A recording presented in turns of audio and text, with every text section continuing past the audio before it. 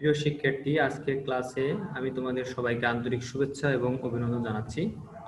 আমি মিল্টন মোড়ল, প্রভাষক কৃষি শিক্ষা, মজিদ-জরিনা ফাউন্ডেশন স্কুল অ্যান্ড কলেজ। প্রিয় শিক্ষার্থী, আজকে আমি তোমাদের কৃষি শিক্ষা বিষয় নিয়ে আলোচনা করব। তো আজকে আমরা কৃষি শিক্ষার তোমাদের যে এফটি পরীক্ষা হয়েছিল সেই এফটি পরীক্ষার পরবর্তী যে সিলেবাস রয়েছে আমি সেই সিলেবাস নিয়ে আজকে আলোচনা করব। তো তোমাদের এফটি 1 পরীক্ষার সময় তোমাদের কৃষি শিক্ষার প্রথম অধ্যায়ের 1 থেকে 3 পর্যন্ত পাঠ ছিল। তো আজকে আমরা আলোচনা করব এফটি 2 যে সিলেবাস রয়েছে সেই সিলেবাস নিয়ে। আর সেই সিলেবাসটা শুরু হবে প্রথম অধ্যায়ের 4র্থ পরিচ্ছেদ দিয়ে। আজকে আমরা এফটি 2 এর যে সিলেবাস সেই সিলেবাসের আজকে প্রথম ক্লাস, সেই ক্লাসটা হচ্ছে প্রথম অধ্যায়ের 4র্থ পরিচ্ছেদ অর্থাৎ বীজ সংরক্ষণ নিয়ে।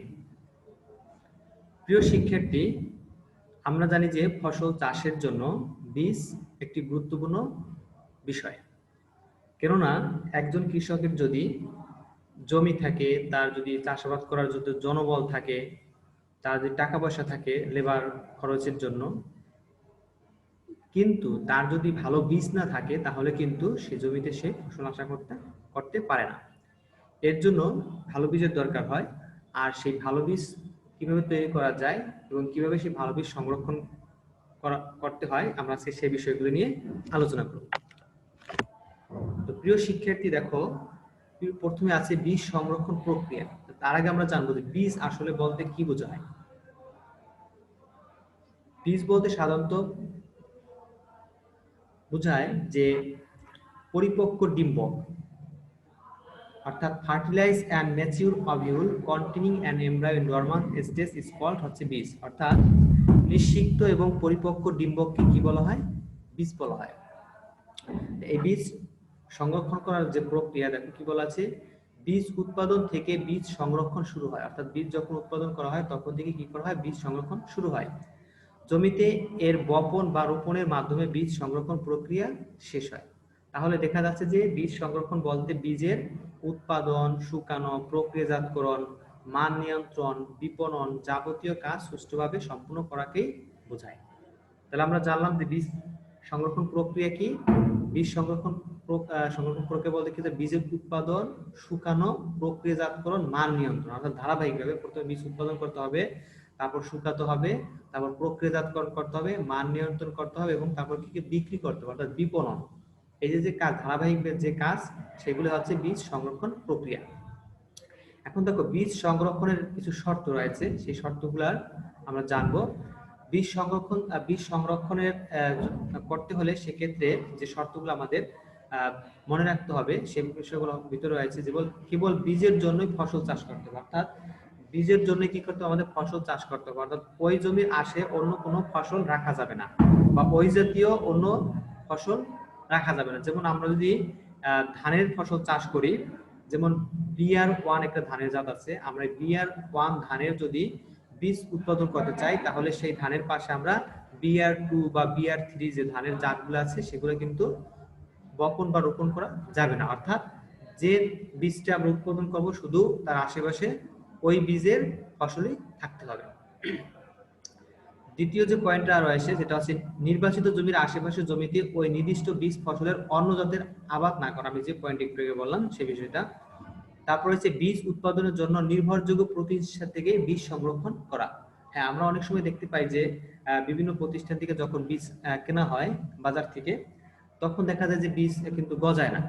এর জন্য আমাদের নির্ভরযোগ্য প্রতিষ্ঠান থেকে কি করতে হবে? এই বীজ সংরক্ষণ করতে হবে।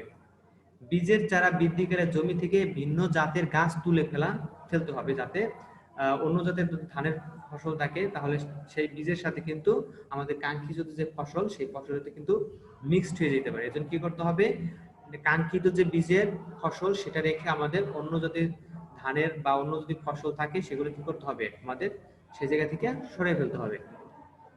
বীজের ক্ষেত ঘন ঘন পরিদর্শন করা যাতে আগাছা দমন, ভিন্ন জাতের গাছ তোলা ও রোগবালাই ও পোকামাকড়ের উপদ্রব ইত্যাদি সম্পর্কে সঠিক ব্যবস্থা নেওয়া যায়, এ বিষয়ে খেয়াল রাখতে হবে।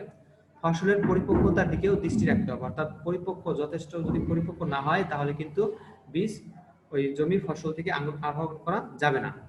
কাঁচা অবস্থায় সংরক্ষণ করা যাবে না, আর বেশি পেকে গেলেও কিন্তু সংরক্ষণ করা যাবে না। এজন্য পরিপক্কতা সঠিক হয়েছে কিনা সেটা দিকে আমাদের বীজ কি করবে, সংরক্ষণ করতে হবে। এর জন্য তার দিকে দৃষ্টি রাখতে হবে। পরিষ্কার পরিচ্ছন্ন ভাবে ফসল কাটা এবং মাড়াই করা ও ঝাড়তে হবে। এটা ছিল বীজ সংরক্ষণ করার যে শর্তাবলী, সেই শর্তগুলো কি কি শর্ত সেগুলা। এবার আমরা যে বীজ শুকানো, আমরা যে ফসলটা কেটে আনলাম সেই ফসলের তখন কিন্তু ময়েশ্চার থাকে, অর্থাৎ পানি থেকে সেই বীজের ভিতরে।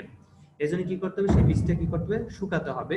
কিন্তু যদি একেবারে যদি ময়েশ্চার যদি 0 পর্যায়ে নিয়ে আসা হয় বা 1% 2%, তাহলে কিন্তু ওই বীজ থেকে পরবর্তীতে কিন্তু আবার বীজ গজাবে না, অর্থাৎ বীজের ভিতর যে অঙ্কুর এমব্রায়ো থাকে ওই এমব্রায়ো কিন্তু তখন মারা যায়। এজন্য বীজ শুকিয়ে একেবারে 1 2 3 পর্যায়ে আনা যাবে না, আবার খুব বেশি ময়েশ্চারও রাখা যাবে না, অর্থাৎ খুব বেশি ময়েশ্চার থাকলে তখন কিন্তু পোকামাকড় বা বিভিন্ন রোগ জীবাণু কিন্তু আক্রমণ করতে পারে। এর জন্য বীজের শুকিয়ে কত রাখতে হবে ময়েশ্চার, 18 থেকে সেটা হচ্ছে 12%, 12% বা তার নিচে নামিয়ে আনা আবশ্যক।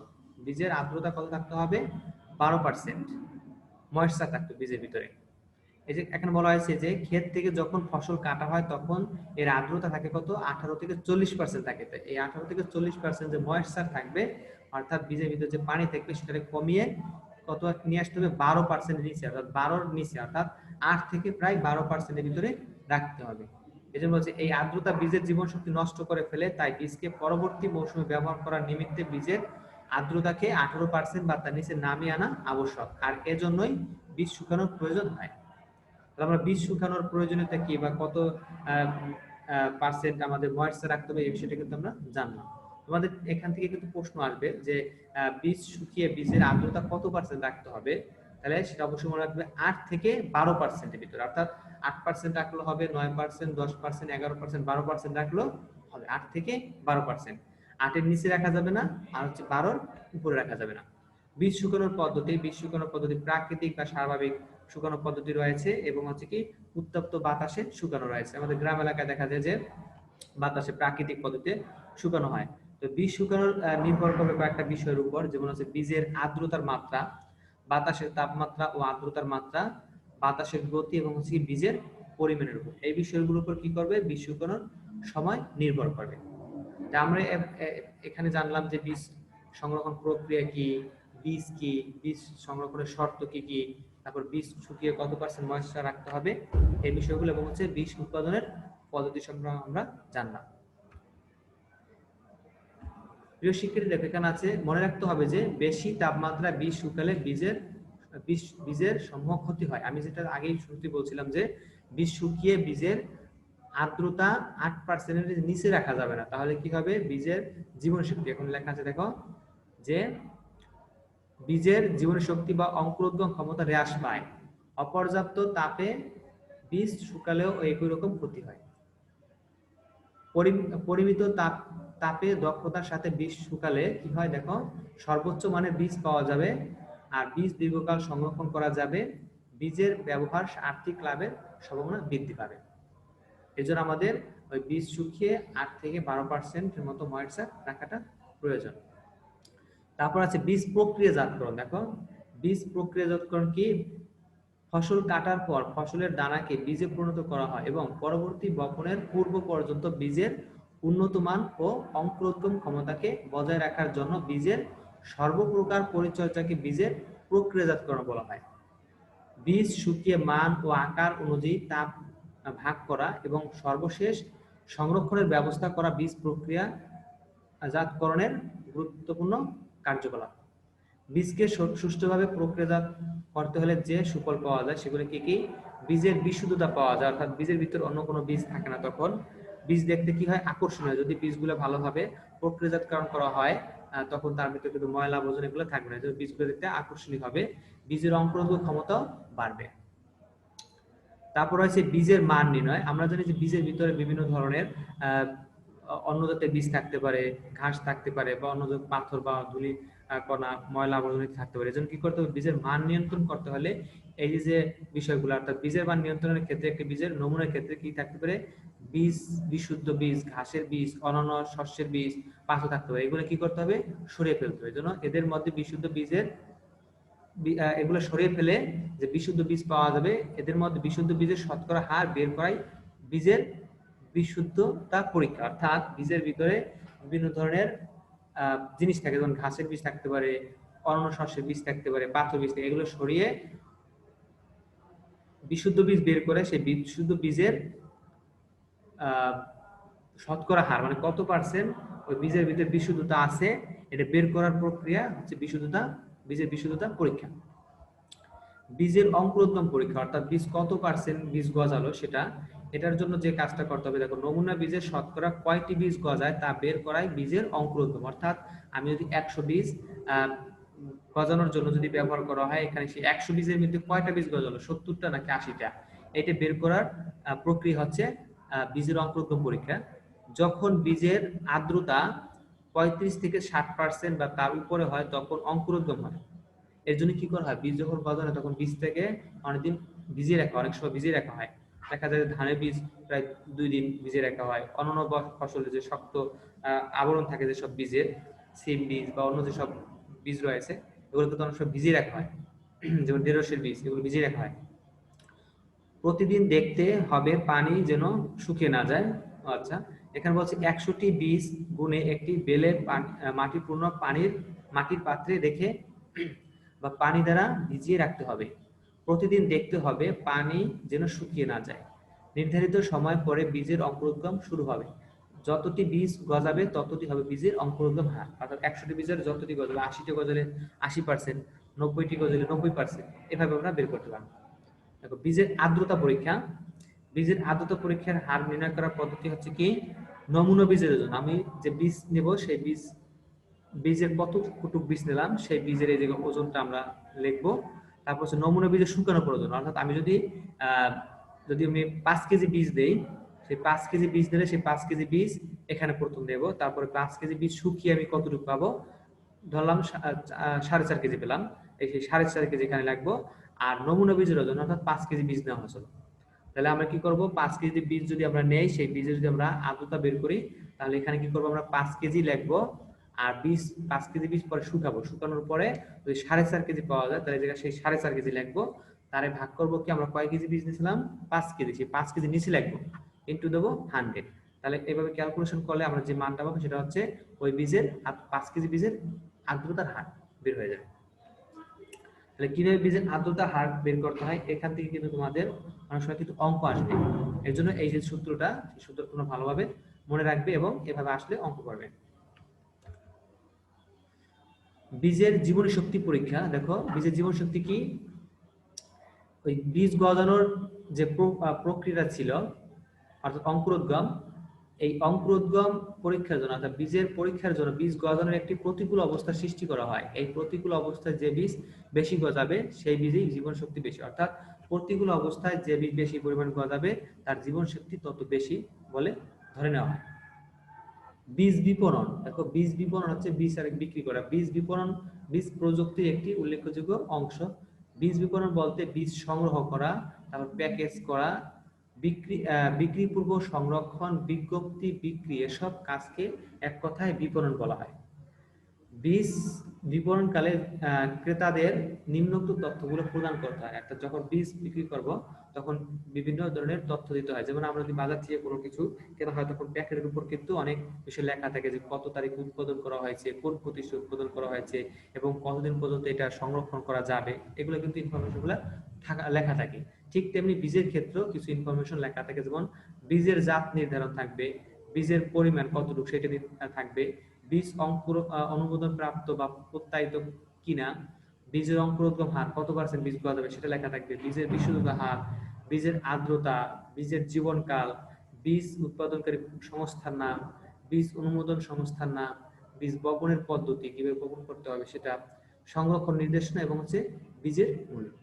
বীজ যখন একটা বীজ কোনো প্রতিষ্ঠান থেকে কেনা হবে তখন সেই প্যাকেটের উপর কিন্তু এই ইনফরমেশন দেখে আমাদের বীজগুলা সংরক্ষণ করতে হবে।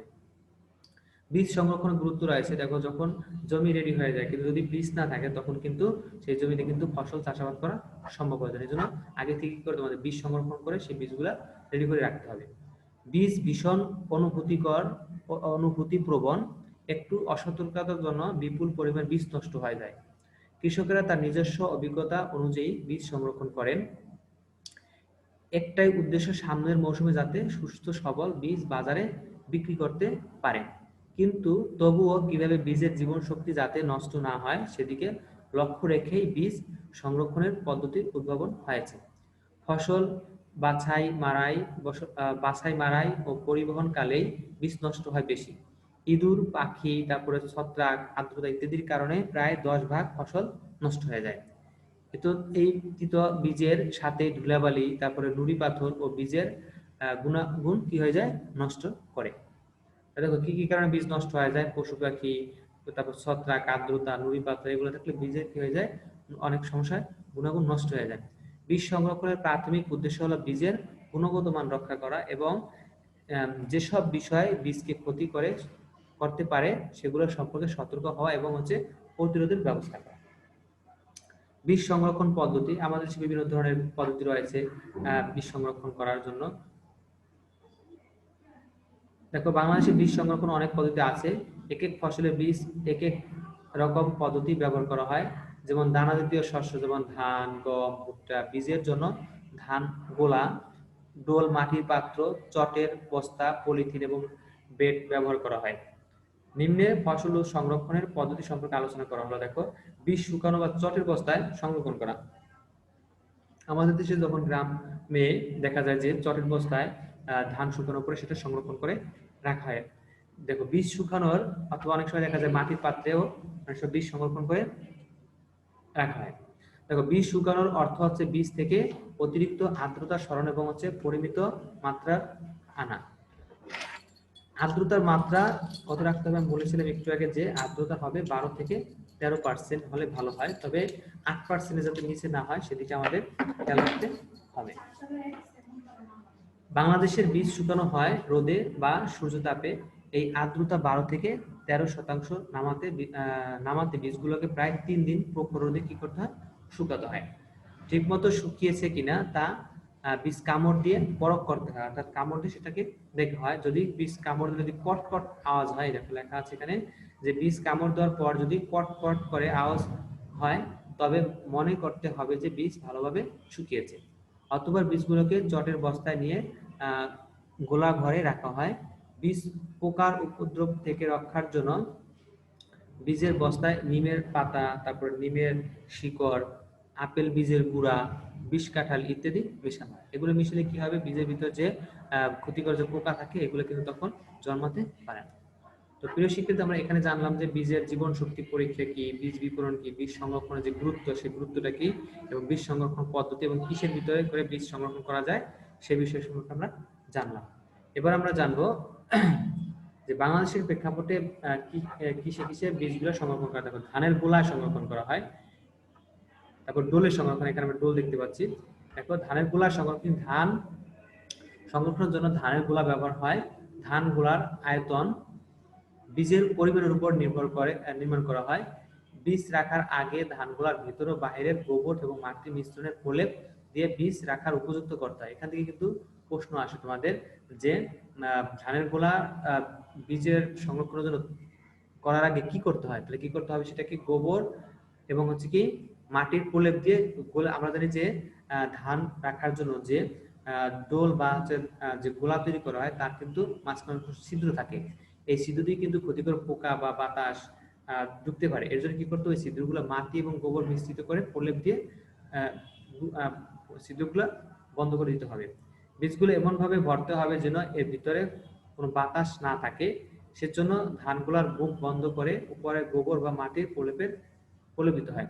দেখো, ডোলে সংরক্ষণ করা হয়। ডোল আকারে ধানগুলার চেয়ে ছোট, ডোল ধানগুলার চেয়ে কম ধারণ ক্ষমতা সম্পন্ন বীজ পাত্র।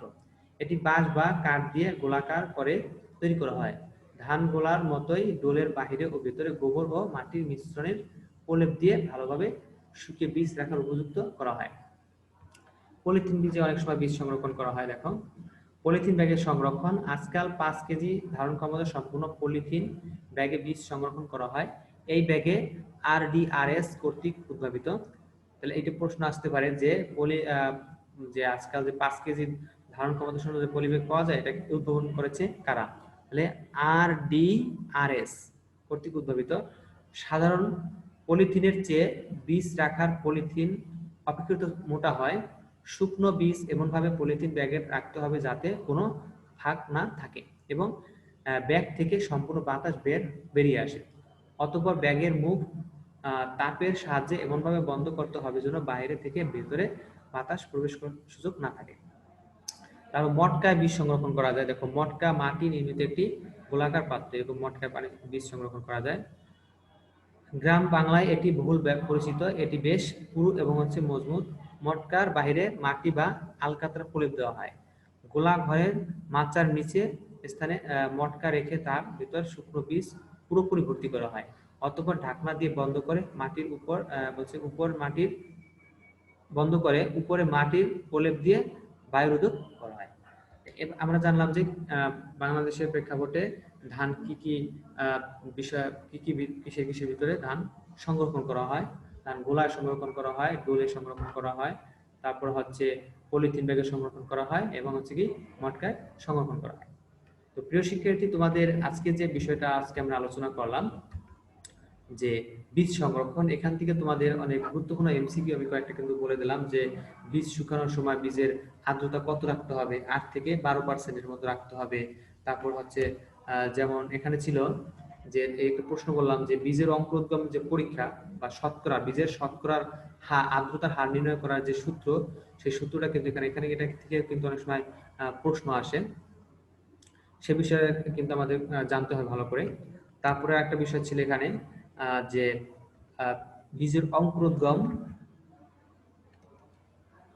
আচ্ছা, বীজ যখন ফসল সংরক্ষণ করা হয় তখন বীজের তাপমাত্রা কত থাকে এবং যখন বীজের আর্দ্রতা কত হলে বীজ অঙ্কুরোদ্গম হয়, সেটা যে 35 থেকে 60% হলে তখন কিছু বীজ অঙ্কুরোদ্গম হয়। এই যে বিষয়গুলো কিন্তু আমাদের সুন্দর করে মনে রাখতে হবে, কারণ এগুলো থেকে কিন্তু যে MCQ গুলো হয় এখান থেকে কিন্তু আসে। তো প্রিয় শিক্ষার্থী, আজকের যে আমাদের আলোচনার বিষয় ছিল বীজ সংরক্ষণ, আজকে শেষ হলো। আশা করি তোমরা বুঝতে পারছো। আর যদি কোনো সমস্যা হয় সেক্ষেত্রে তোমরা ভিডিওটার নিচে কমেন্টস করে আমাকে জানাতে পারো। তো প্রিয় শিক্ষার্থী, সবাইকে আন্তরিক শুভেচ্ছা এবং অভিনন্দন জানিয়ে আজকের অনলাইন ক্লাস এখানে শেষ করছি। ধন্যবাদ সবাইকে।